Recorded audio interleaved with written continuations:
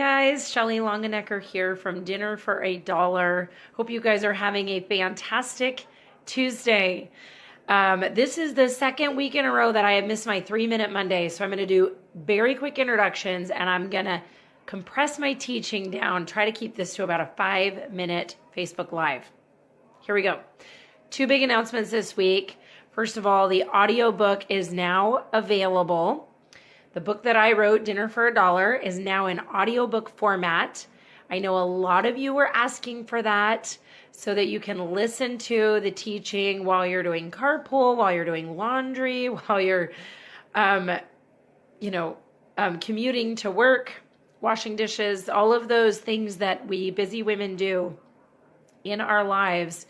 The book can join you while you're doing that. So that is available directly on my site, www.dinnerforadollar.co. Secondly, the Women in Publishing Summit is still up and running. Now, this doesn't have anything to do with Dinner for a Dollar. This is just for any of my readers, any of the group who are interested in writing a book someday. Or maybe you're writing a book now, or maybe you're already an author. The Women in Publishing Summit covers all aspects of the writing phase, from writing to publishing, marketing, creating a business around your book. Those are the topics, and there are 83 speakers in it. And it's completely free. I will include the link to sign up for that. It's this week. It kicked off yesterday. It runs through Thursday, and there's 82 or 83 speakers in that summit covering every possible topic. So if you're interested in becoming a writer, or you already are one, you will want to check that out. I am one of the featured speakers, and I am talking about how I launched my book and my business in 0 to 4 months. My talk went live yesterday, so it's actually only good until tomorrow morning. Each of the talks are only live for 48 hours. So if you want to hear my talk on that, you'll want to sign up quickly for that. Okay, this week's theme is all about efficiency. One of the biggest ways that I save time in my everyday cooking is by doubling, tripling, or quadrupling my actions whenever I possibly can. So let me explain, first of all, why this is important, and second of all, how I do it. So why is efficiency in the kitchen so important to me? And it comes down to 3 words: avoiding takeout. Actually, takeout might be 1 word. That is 2 words. Avoiding takeout. If I can be efficient in the kitchen in my midweek cooking, then I avoid the temptation of getting takeout. Tuesday night comes, you're busy, you have an after-school activity, your kids have an after-school activity, you've got a project due at work, you're wiped out, and dinner doesn't make it to the table, so you get takeout and you blow your budget. That was my story a lot, and I still struggle with that today. And so I have mastered a technique that I love to use, and that is doubling, tripling, quadrupling any of my efforts. Because anytime I can save time in the kitchen, I'm ultimately going to save money in my budget. So double, triple, quadruple my efforts whenever I can. What does that mean? That means that whenever I have a moment, if I'm doing something in the kitchen, I try to double, quadruple, triple, 8 times that. So let me explain what I mean. That means that if I'm chopping an onion and I only need half of the onion, I chop the whole onion and put the other half in a jar, in a mason jar, in the fridge. And you're probably asking yourself, isn't your fridge going to smell like onions? Not if you use a mason jar. Mason jars are the trick that will save you just so much time. I store all of my cut vegetables and fruits in mason jars, and they store wonderfully. They store for several days. So when you have a minute, you cut the whole onion instead of half. Or if you need a whole onion, you cut 2. You're already crying. So just do the second onion. Put that second onion in a jar. Or even better, let's take it a step further. Let's say you pull out your food processor and you do 5 or 8 onions. You put them in bags or jars and freeze them individually. 1 onion per bag or jar. You've taken a small amount of time. You've already made your food processor dirty. You already have to clean it. So while you're there, do 5 onions. That's an example. Another example of how I use this is salad. Okay, so we have salad at least once a week as a meal and as sides regularly. And I have one child, my youngest, who loves to take salad for school. And I certainly don't like chopping salad in the morning routine so she can take that to school.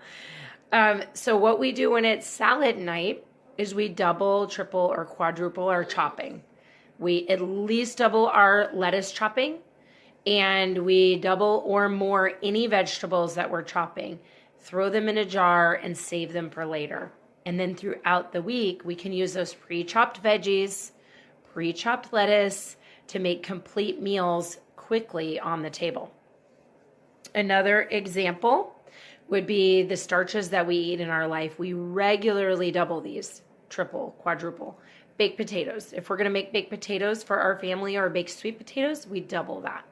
We have baked potatoes that night, and then we use those potatoes in another meal later on in the week, in a hash, or for loaded baked potatoes for lunches, or in a breakfast skillet.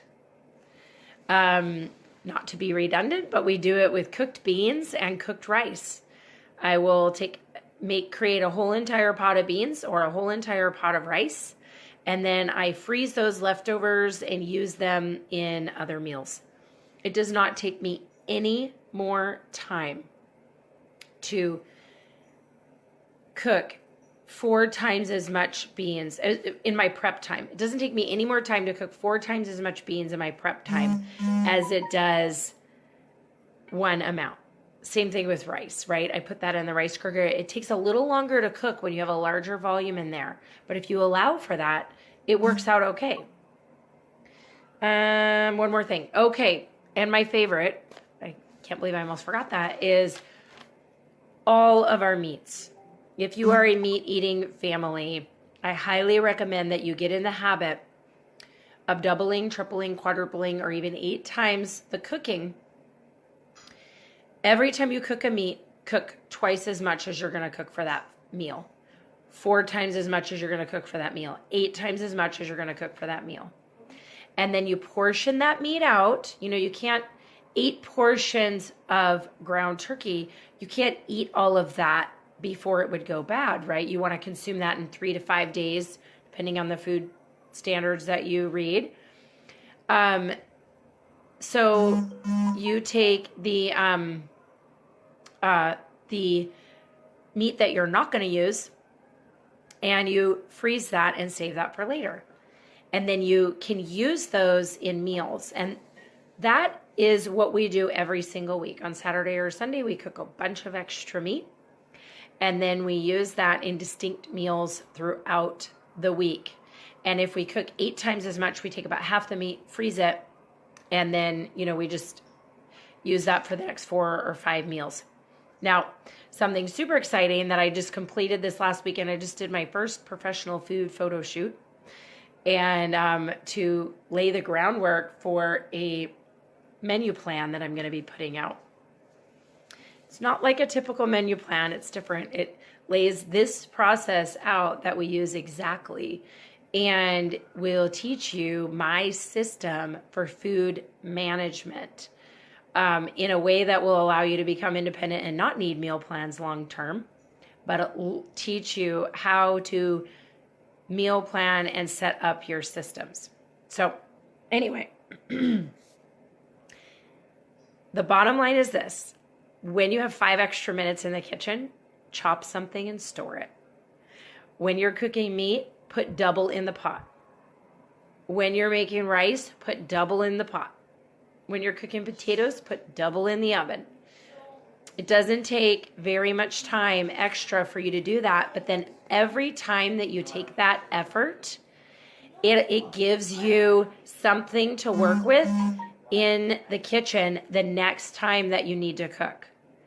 And then in the middle of the week, when we intentionally create these extras over the weekend, then in the middle of the week, our midweek cooking only takes us about 15 minutes to get dinner on the table. So hopefully this teaching was helpful, and I will talk to you guys soon.